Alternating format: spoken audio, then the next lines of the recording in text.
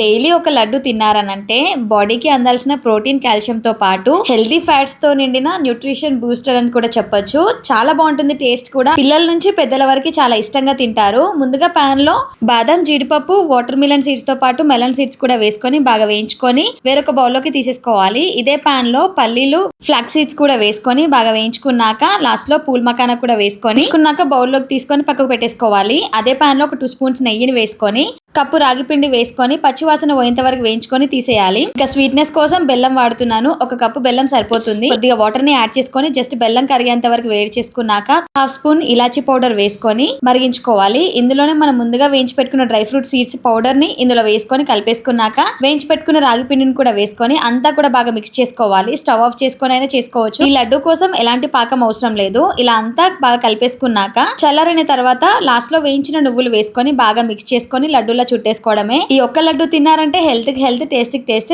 చాలా బాగుంటుంది. పిల్లలకి స్నాక్ బాక్స్ లో అయినా పెట్టొచ్చు. తప్పకుండా రెసిపీ ట్రై చేసి ఎలా వచ్చిందో కమెంట్ చేయండి. వీడియో నచ్చితే లైక్ చేసి షేర్ చేయండి.